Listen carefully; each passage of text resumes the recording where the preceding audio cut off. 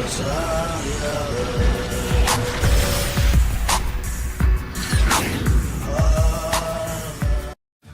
сайн мэцхэн монголчуудаа та бүхэн энэ өдрийн халуун мэндийг хүргье. Тэгээд та бүхэн өдрөө маш сайхан өнгөрүүлж явах гэж найдаж байна. Тэгэхээр өнөөдөр би та бүхэнд нэгэн шинэ бичлэгээр ухтээ гэж бодож байна. Тэгээд өнөөдрийн бичлэгийн сэдэв бол маш хэлбэр сэдэв байгаа. Тэгэхээр өнөөдөр би creatine monohydrate-ийн тухай ярих болно. Тэгээ мэдээж creatine monohydrate-ийн тухай бүх юмыг бол ярьж санахгүй бах. Тэгвэл ерөнхий ойлголт тэгээд жоохон дэлгэрэнгүй мэдээд өгье гэж бодож байна. Тэгэхээр яг одоо бол сэдв рүү оръё. Надад бол зүгээр л энэ бол миний хуучин ууж исэн нэг creatine monohydrate бол байгаа. Тэгээ одоохондоо бол би бол creatine monohydrate хэрэглээг бол бараг 6-аас 8 сар болж байна. Тэгээ юу ч гэсэн юуны төрөнд creatine monohydrate гэж юу вэ гэдгийг бол хэлье гэж бодож байна. Тэгэхээр creatine monohydrate бол нэг amino acid-ийн нэг нь. Тэгэхээр amino acid гэдэг чинь юу вэ гэвэл amino acid гэдэг чинь одоо англиар хэлэх юм бол organic compound. Тэгэхээр монголоор одоо монголчуудаар зөв орчуулсан бол химийн нэгдмэлүүд гэсэн байсан л да. Монголоор organic compound-ыг ставаар химийн нэгдмэлүүд гэсэн байсан. Тэгэхээр amino acid чинь хоёр төрлийн хэвчлэн байдаг. Нэг нь болохоор хүний биед чинь зайлшгүй хэрэгтэй. Нөгөөх нь болохоор хүний биед чинь заавал байх шаардлагагүй, нэг хэрэгтэй биш. Байсан ч болно, байхгүй ч болно. Тэгэхээр амино acid чинь ер нь юуг бий болгодог вэ гэвэл өөрийн чинь бие чинь уурга тийм ээ. Хүний биеийн мах чинь уургаар бүрдсэн. Өөрийн чинь эдис. Дээр нэмээд өөрийн чинь эргэтнүүд, бөөр, эдэг энтергээд эргэтнүүд чинь бүгдээрээ амино acid-ээр бүрдсэн. Тэгээ амино acid чинь өөрийн чинь одоо эдис булчин энтер чинь бол засаж нөхөж гимтний энтрийн нөхөж засах тийм бол маш үүрэгтэй байдаг. Тэгээ нэгсэндээ булчин чинь тэжээлэх үүрэгтэй бас байдаг. Тэгэхээр энэ creatine monohydrate чинь амино acid-ийн нэг төрөл нь гэсэн үг шүү дээ. Тэгээ ямар төрөл нь вэ гэвэл хүний бие чинь заавал байх шаардлагатай төрөл нь бол биш. Одоо өөрөөр хэлэх юм бол хүний булчин эдис тэгээд одоо эргэтнүүд чинь тодорхой хэмжээний тодорхой олон төрлийн амино acid-ээр бүрдсэн гэсэн үг шүү дээ.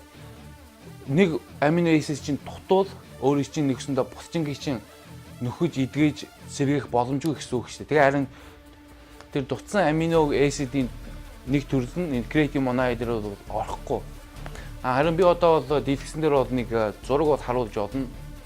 Essential aminos гэдэг нь болохоор хүний биед чинь заавал байх шаардлагатай амино гэсэн үг. Энэ амино acid хүний биед чинь бүтээгдэхүүнээр хоолмол бүтээгдэхүүнээр орж ирэхгүй бол өөрийн чинь булчин чинь өөрийн чинь эдгэж сэргээж нөхөх боломжгүй гэсэн үг шүү дээ. Нэгсэндээ өөрөө байшин барих материал гэсэн үг шүү дээ. Энэ essential хүний биед заавал байх шаардлагатай амино гэдэг чинь. Тэгээ хоёр дахь нь болохоор хүний биед чинь заавал байх шаардлагагүй. Гэхдээ байсан ч бас болно. Тэгэхээр одоо энэ creatine monohydrate-ийн тухай тийм creatine monohydrate чи ер нь биднээс бол нэг бол хоолноос бол авах боломжтой. Ихэвчлэн загсан бүтээгдэхүүн тэгээд махан бүтээгдэхүүнээс бол авах боломжтой. Тэгэхдээ ихэнх хувь нь нөгөө биднээс хоолоо шарж хийж бэлэн болоход ихэнх хувь нь хүчдэг.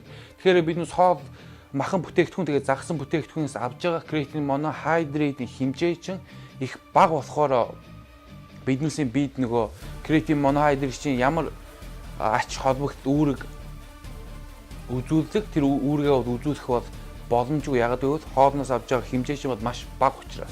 Тэгээ хүний бие чинь хүний эдэг бөөр хоёр чинь creatine monohydrate-ыг өөрөө үүсгэн байгуулж бүтээх бол боломжтой. Тэгэхээр хүний эдэг бөөр чинь creatine monohydrate-ыг энэ гурван төрлийн амино acid-ээр бол хийдэг. Нэг нь болохоор glycine, нөгөөх нь болохоор arginine, тэгээд гурав дахь нь болохоор methionine. Энэ гураар бол хүний эдэг бөөр чинь creatine monohydrate-ыг өөрөө бол хийх бол боломжтой. Өөрөө бол хийдэг. Тэгэхдээ яг түрүүнийхтэй адилхан хийж байгаа хэмжээ нь маш бага учраас тэр нь болохоор нөгөө creatine monohydrate-ийн үр дүн үзүүлдэг тэр үр дүн нь бол гарах бол боломжгүй. Ягаад гэвэл хэмжээ нь бол бага. Тэгэхээр гуравт гарах нь болохоор мэдээж биднээс creatine monohydrate-ийн бэлтгэлээр бол авах бол боломжтой. Тэгэхээр яг одоо бол creatine monohydrate ууснараа тийм ээ бэлмэлээр биднээс бидээ оруулснараа ямар ач холбогдсон, ямар үр дүнтэй вэ? Яагаад хэрэгтэй вэ? Яагаад сайн бэ гэдгийг бол жоохон ярих гэж байна. Тэгэхээр ерөөхдөө бол креатин моноhydrate чинь өөрөө хүний бие чинь өөрхийн креатин моноhydrate-ийн хэмжээгээ ихсгснээрээ ерөөхдөө өөр чинь илүү их бэр тэнхээ тэгээ илүү их энержи өгч идэг гэсэн үг шүү дээ. Одоо хамгийн хэлбэр жишээгээр ойлгох юм бол одоо өөрийн чинь одоо нөгөө бираа үздэг one rep max гэж шахалт байдаг шүү дээ тийм ээ.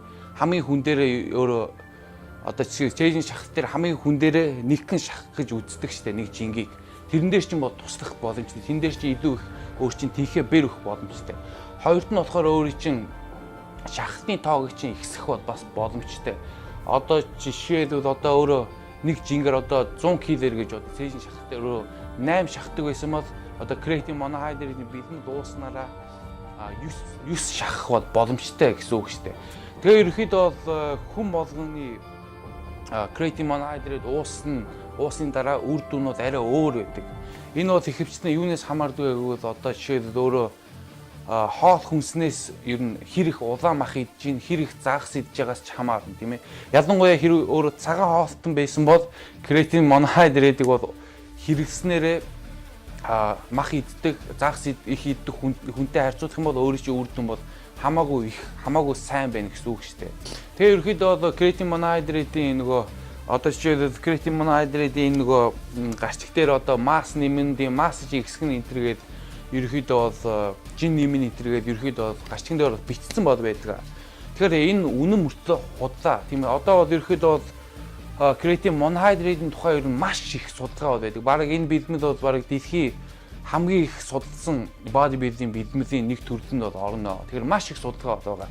Тэгэхээр ерөөхдөө судалгаан дээр бол креатин моноhydrate жин нэмэн гэсэн бат судалгаа бол байгаа. Энэ бол тогтоогсон тийм ээ. Креатин моноhydrate бол жин нэмэн.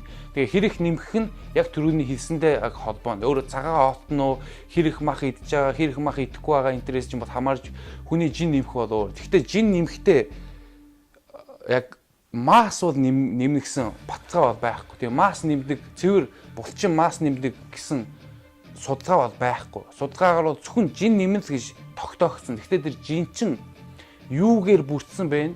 Тэр чинь бол тогтоогддог байгаа. Тийм ээ. Хэдэн хувь нь ус байна? Хэдэн хувь нь цэвэр булчин байна? Тэрийг бол мэдэхгүй. Зөвхөн жин нэмнэ гэдэг л тогтоогдсон байгаа. Тэгэхээр миний хувийн туршлагаас бол креатин моноhydrate бол масс бол нэмэхгүй. Зөвхөн усан жин нэмнэ.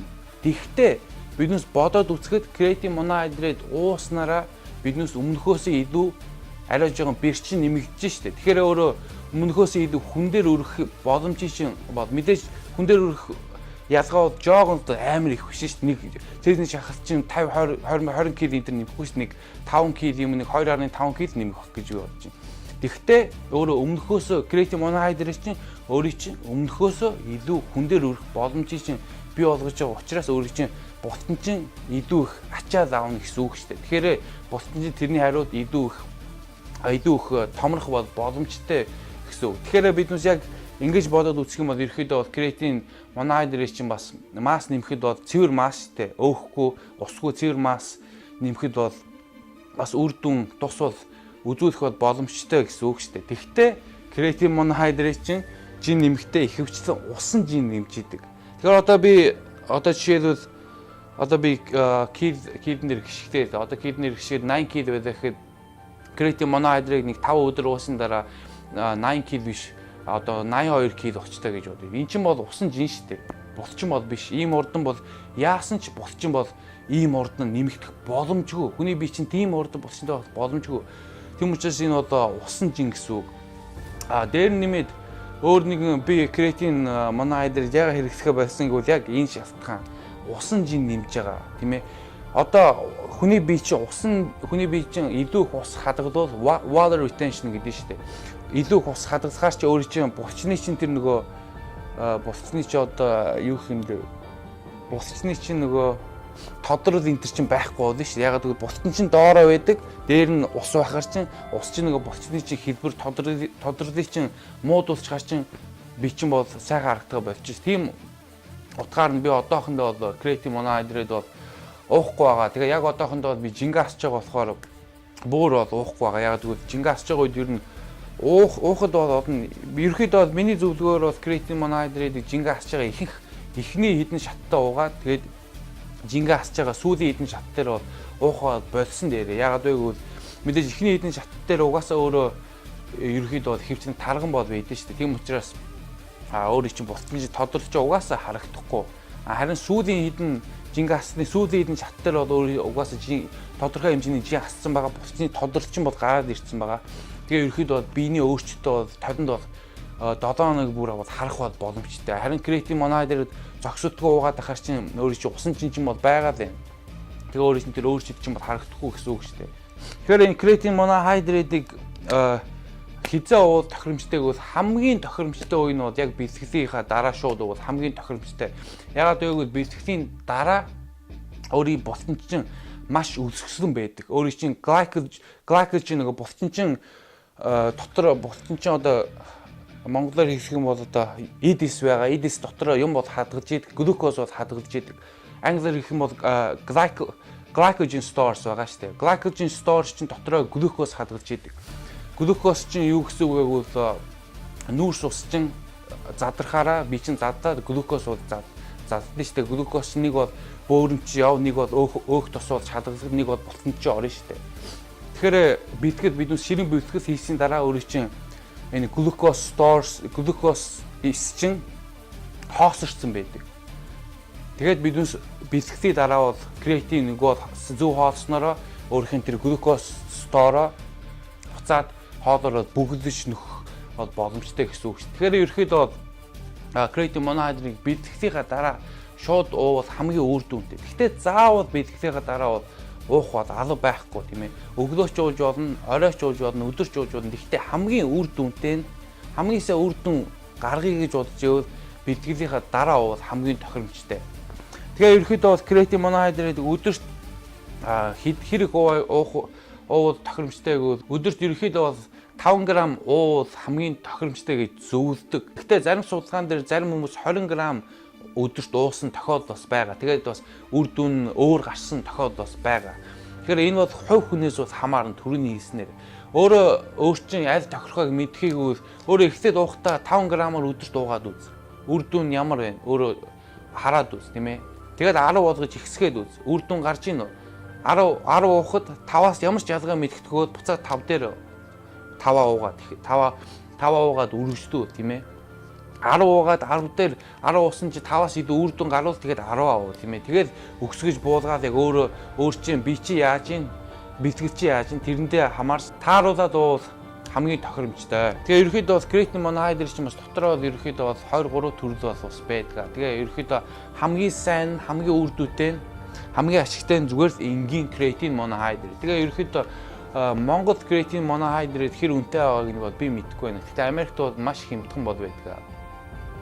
Тэгээ гайгүй брэнд шүү дээ. Тэгээ Америкт болохоор 175 удаа уух creatine monohydrate нэг $12 ч үү $13 байдаг.